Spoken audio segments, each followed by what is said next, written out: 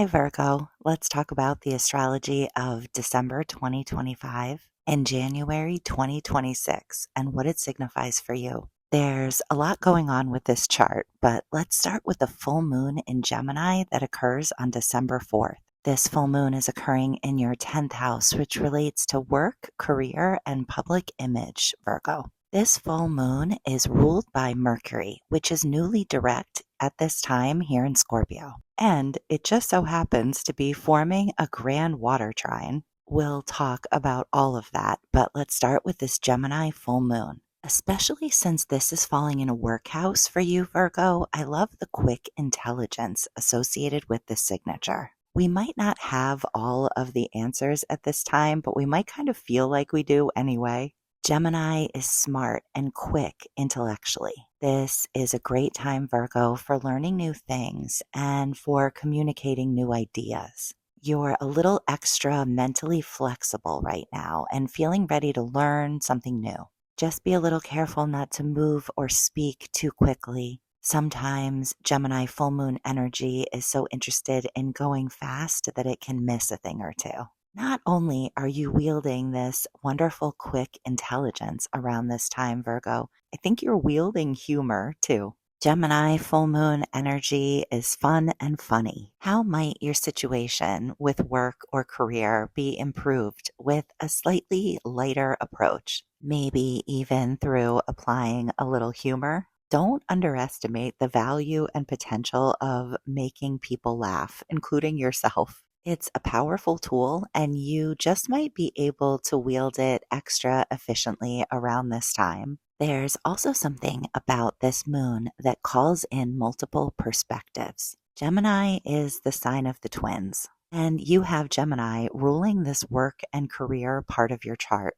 That's actually an indication, Virgo, that you might have more than one job or more than one career over your lifetime. Sometimes wherever we have Gemini, we have to do it twice or more than twice. Full moons here, wherever they fall in the chart, tend to highlight two sides or more of a story. And you might notice that both versions of an experience hold truth in their own way.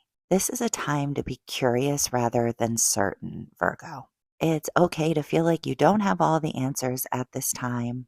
Now is a time for learning and gaining the benefit of seeing some sort of situation at work from multiple angles or perspectives. In order to fully understand this lunation, though, we have to talk about the ruler of it, Mercury. Mercury is here in your third at this time, Scorpio ruled house. Mercury turned direct here on November 29th. And it will move direct through Scorpio until December 11th when it crosses into Sagittarius where the retrograde began. And Mercury will move direct through Sagittarius until January 1st.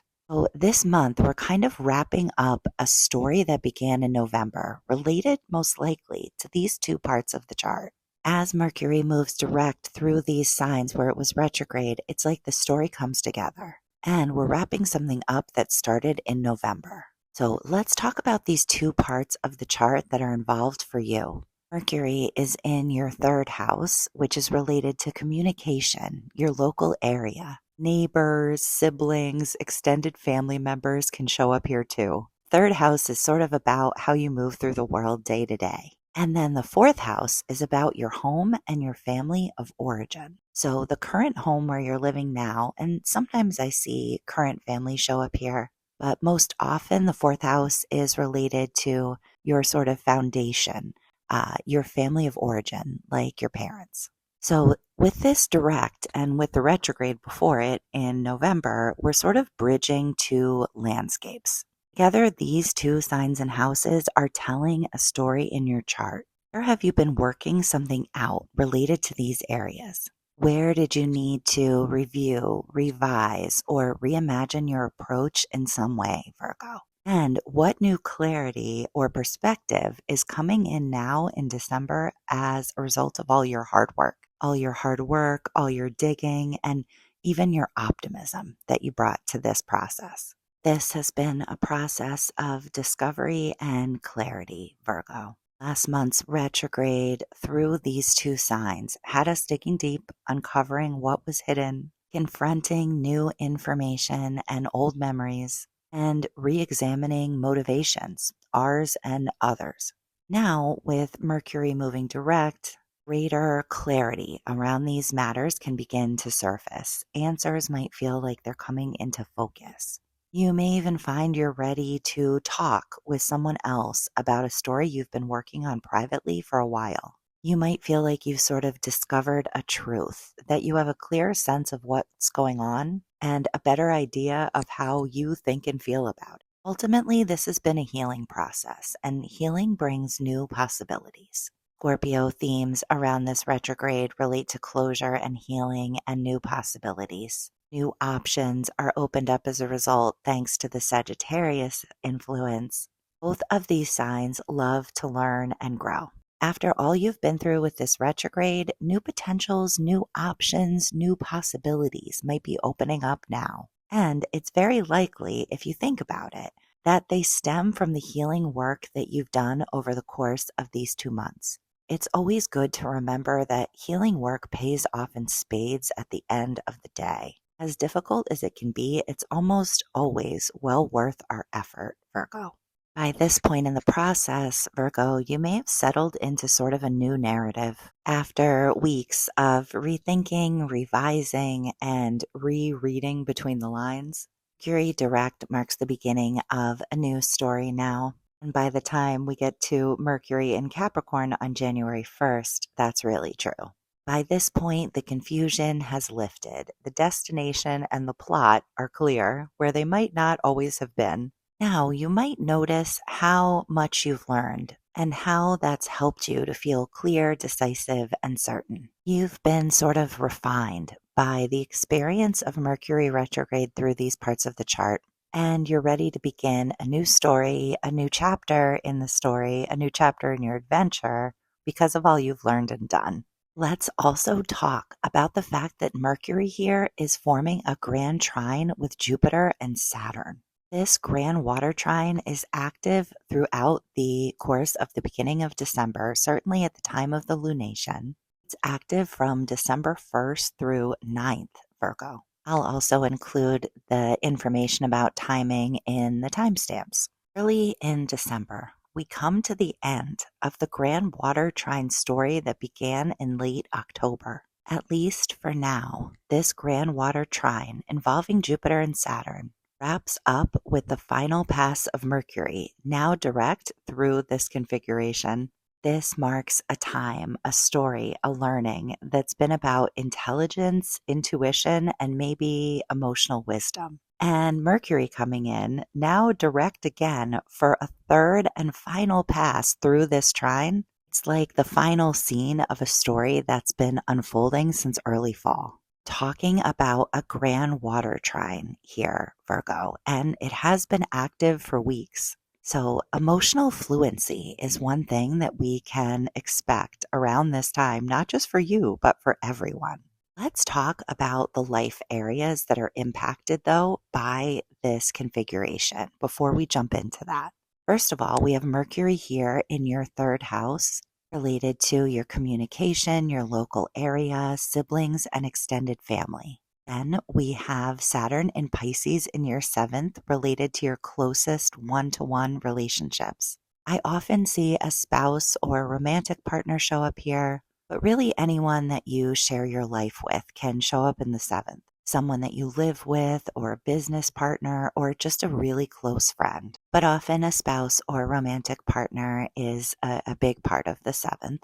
And then Jupiter is in the 11th house, which is ruled by Cancer. Jupiter is exalted here. And the 11th house relates to friends and groups. So these are very relational houses for you, Virgo, where you've been receiving this grand water trine. So emotional fluency, being good at emotions, being able to speak the language of emotions a little bit better than usual or in a new way, could be really helpful for your relationships, many different kinds of relationships in many different ways. Understanding others deeply is a big part of what this grand water trine has been about. Your emotional understanding is deep, rich, and clear now, Virgo. You know how others feel and you understand it. at least quite a bit better than you did a couple of months ago.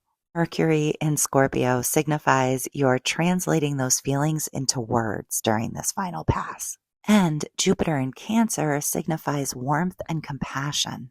Understanding where others are coming from is easy right now. Your emotional fluency is up during this time, and others are in that space too, don't forget. Because we're talking about a configuration that's been going on for a while, and this final pass of Mercury is the final iteration of the configuration. Themes around closure and completion could be a part of this too, Virgo. Since this is Mercury's final pass through this configuration, it could come with a sense of emotional closure or completion. It could be that something has been repeating, a conversation, a theme, a realization, something like that comes up again and reaches a resolution in some way now. This process has sort of been working in waves, which is appropriate for grand water trine, coming in and then giving us a chance to process and then coming in again. Now with this final pass, there may be a sense, an emotional sense, that this process is culminating. And you just might be left feeling wiser and maybe a little warmer towards these people as a result of all you've worked with. Healing words might come up now too, Virgo. I love that it's Mercury direct that's moving through this configuration at the end of this season of this grand water trine configuration. Words have power with Mercury and Scorpio. And with this grand water trine in play too, this is a time where words might even heal or transform something big. Saturn in Pisces is grounding the energy and the potential. And then Jupiter in Cancer is super generous emotionally.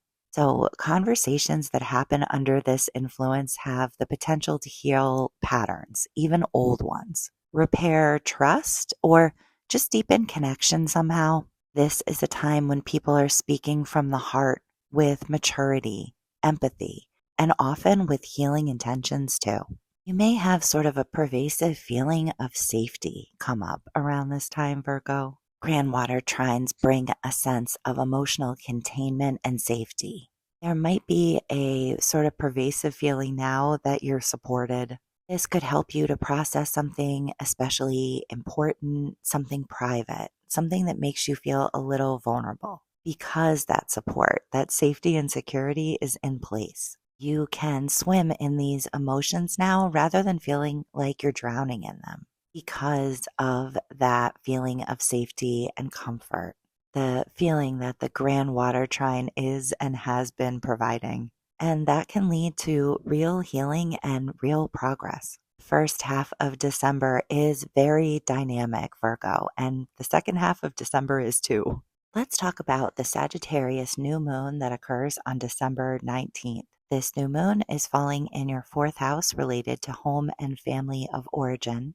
You can see here that Mercury is now here in Sagittarius moving direct, and Venus is present as well. This is actually a very feel-good new moon. There are some interesting connections over to Neptune in Pisces, which we'll talk about in a second. But I don't think that that changes the fact that this is a positive, good feeling new moon. And I like that around the second half of December. If you celebrate holidays at this time, it's nice for that. Or if you get a little vacation time, maybe from work, a bit of time off. When it comes to home and family of origin, it's nice to have some positivity around the time of late December, I find. And you just might be feeling sort of a genuine optimism now that could be really supportive, Virgo. You're not just trying to convince yourself that everything is going to be okay in these life areas, home and family of origin during this new moon. You're actually sincerely optimistic about the potential and about the future. And from that place, this is a great time to be planting seeds for the future. This new moon offers an opportunity to set intentions and to plant seeds in this Sagittarius sector of the chart. And since you're likely feeling positive, hopeful, emotionally strong, like we talked about before, and sort of optimistic right now about these themes, this is a great energy to bring to that process, Virgo. Dream big. And also, don't forget to be a little realistic about the time and energy that you'll have available to pursue the objectives you're imagining for yourself in the weeks and months ahead. It could be that some encouragement is coming in some kind of way around this time. You might encounter someone who believes in you very, very much right now.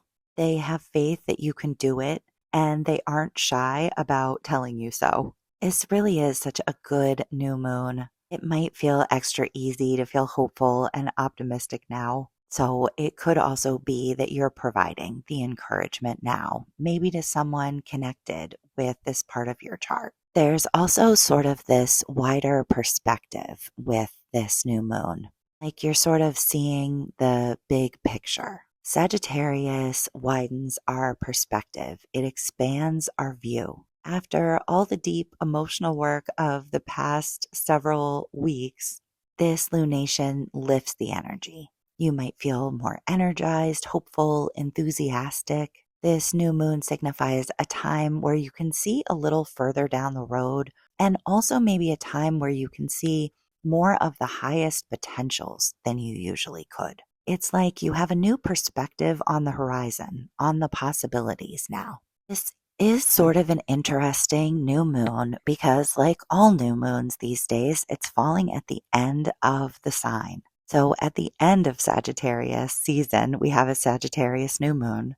And so the moon and sun here are at very late degrees of the sign. And that means also that we have a square over to Neptune at 29 degrees of Pisces. Again, we're talking about your seventh house here related to your closest one-to-one relationships. And then I also think it's important to mention that just after this new moon, the sun moves into Capricorn and we have the solstice. So I'm talking about the days here from about December 19th through 21st. It's a busy few days. We have that new moon on the 19th, and then the sun and the moon too come into that direct square with Neptune. And then we have the sun entering Capricorn for the solstice. So I think fifth house themes are at play around these few days too. I want to talk just about these few days sort of in isolation because they're so interesting. The fifth house relates to your creativity, your fun and leisure time, the way you like to enjoy yourself, and children can show up here too. So sort of any and all of these themes might come up around these few days. And also, if you have planets at the late degrees of Sagittarius or Pisces, they would be deeply activated, or the early degrees of Capricorn. So, okay, let me just kind of put this all together and think about these few days. It's like there's a process here of choosing goals and dreams, Virgo. There's something about this process that suggests a whole lot of dreams and ambitions sort of coming in all at once around the time of the new moon and the Neptune square, and then things being kind of pared down, trimmed back as we move into Scorpio season.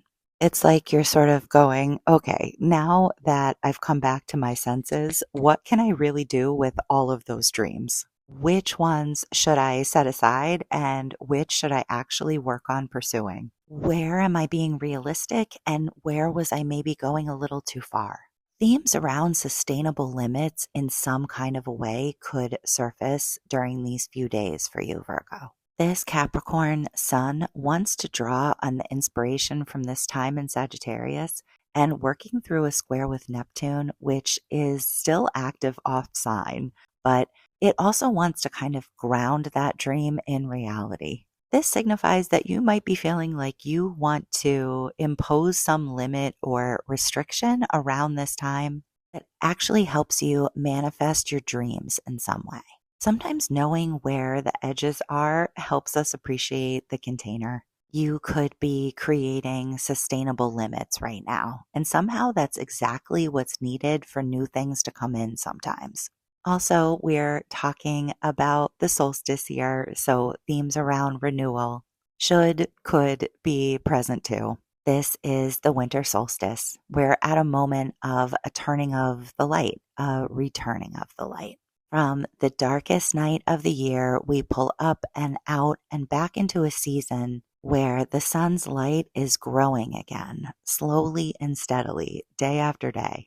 So, this solstice, especially in conjunction with such an interesting new moon, is a great time to reflect on the past season and the dreams you want to carry forward. It's a great time to get rest and renew your spirit for the bright future that lies ahead.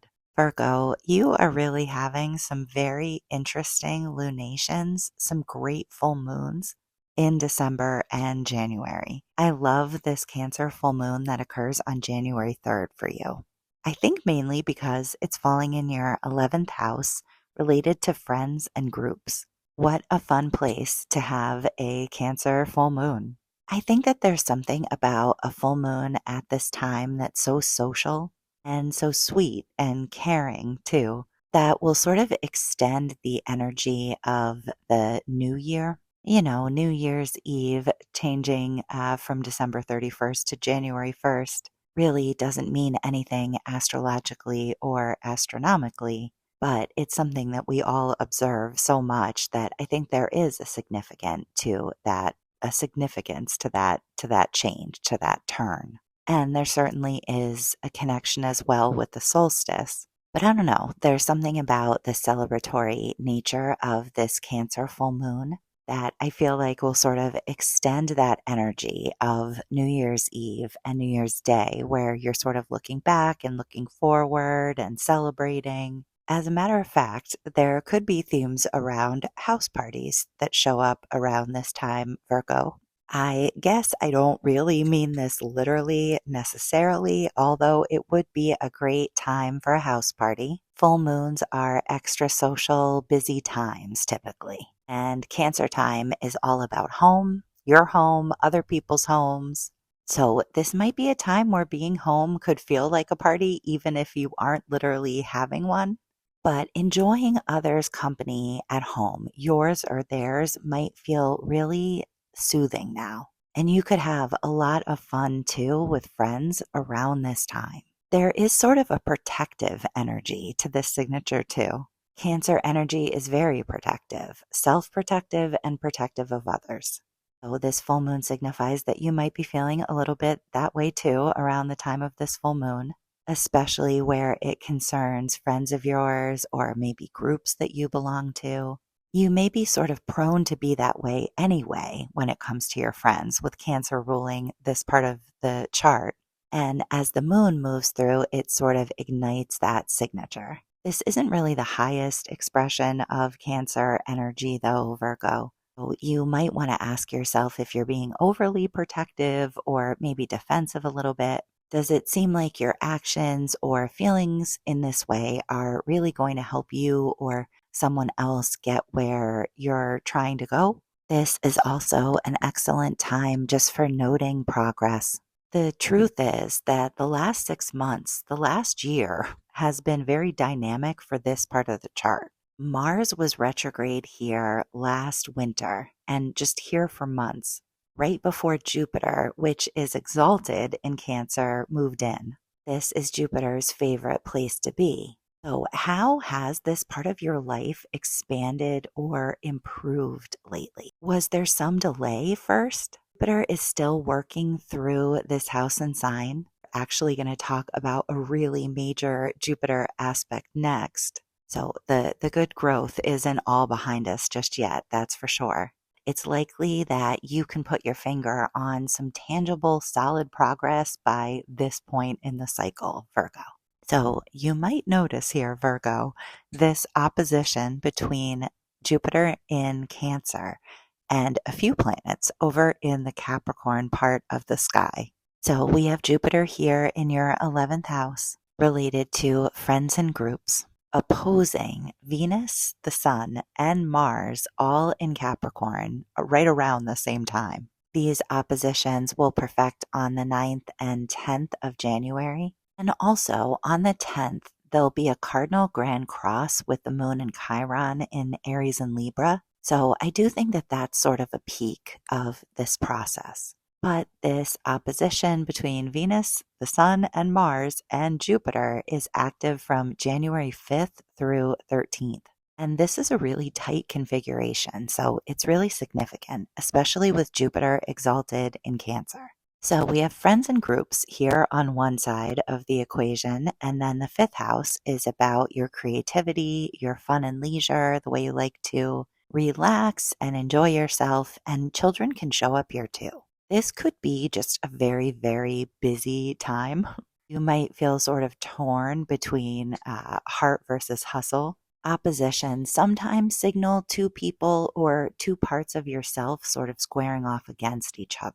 In this case, we have Jupiter in Cancer, which craves comfort and closeness, a feeling of emotional security and belonging, facing off kind of against these Capricorn planets, where they are calling for responsibility, structure, progress. You could see this playing out between yourself and someone else, with each of you playing one of those roles. Or, and I think this is more likely, it could be that this represents parts of yourself, two sort of inner voices that sort of conflict and encourage you in different directions around this time. The question is, how can you do both? How can you sort of make both of these sides of yourself happy? You could be working pretty hard around this time, Virgo, at finding balance.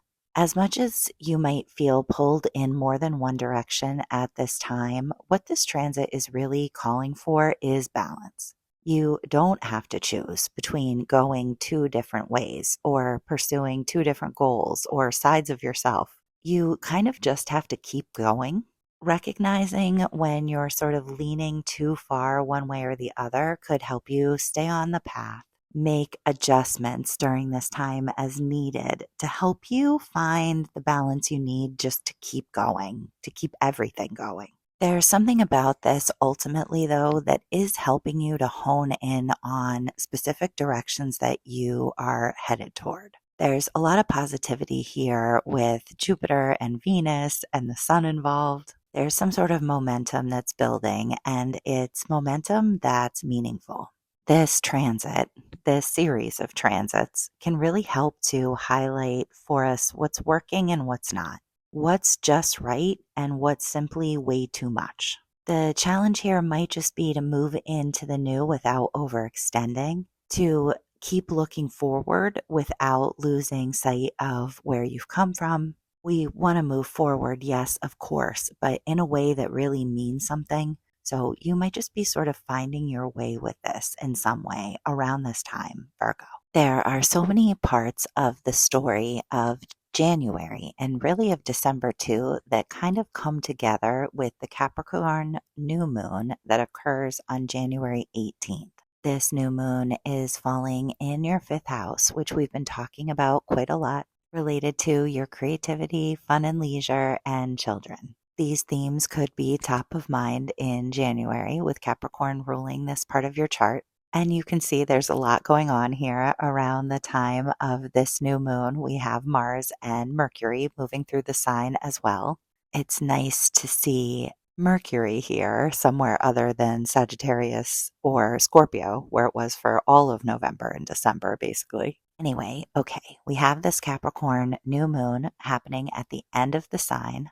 So it is connecting over by sextile to Saturn and Neptune, both now direct in Pisces. This part of your chart, of course, the seventh house, we've also been here quite a lot, this report. The seventh house relates to your closest one-to-one relationships. And this part of the chart, these later degrees, is also activating Uranus over in the ninth house. The sun and the moon are forming a trine to Uranus at 29 degrees of Taurus. The ninth house is about sort of the way you see the world. Your ideas, your beliefs, your philosophy, and themes around education can show up here too. I do think that the main focus here, though, is this Capricorn part of the chart. That's where the new moon is occurring, but we have to take this beautiful triangle configuration into consideration. You're building and planning the future here, Virgo. Capricorn new moons always help us keep our focus on goals and ambitions for the future. And Capricorn new moon energy helps us ground those plans through our efforts and our intentionality. With Uranus involved in the mix here, there's a chance to bring sort of an innovative spark to the process, something new. What's being built in this part of the chart, or maybe these parts of the chart, that's genuinely new, exciting, and innovative? Understanding the opportunity and the new goals now can help you lay the groundwork and get started, Virgo. This is a transit that's about steady progress. This new moon might feel a little exciting with Uranus involved, but it likely won't feel chaotic. Not with so much Capricorn energy here. Progress now in the Capricorn part of the chart is steady and solid. Small changes to habits or systems could subtly shift how you approach your goals. You're evolving and progressing here through consistency and through small tweaks and adjustments, not through total upheaval. At the end of the day, these are the kinds of changes that are most likely to hold. It's progress that's slow and steady, and that's progress and change that you can really count on. There's something here that's sort of reining in dreams, being disciplined about dreams.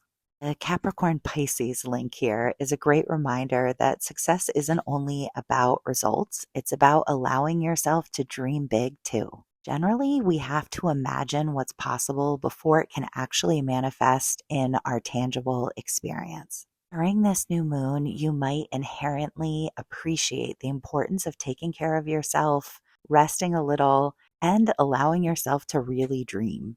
You may even be a little disciplined in a Capricorn way about your approach to this resting and dreaming, and that's right on schedule. Plans have staying power when they're inspired to, not just when they're realistic. And I feel like you're really tapping into that fact now, Virgo. Aquarius season is one for the books. I will be discussing that in my February reports, the Aquarius season, eclipse season that begins there. And also in the podcast, the live stream that I do twice a week on YouTube. If you enjoyed this video, you would probably enjoy that as well. And just thank you so much for watching, Virgo. I hope you have a wonderful December 2025 and January 2026.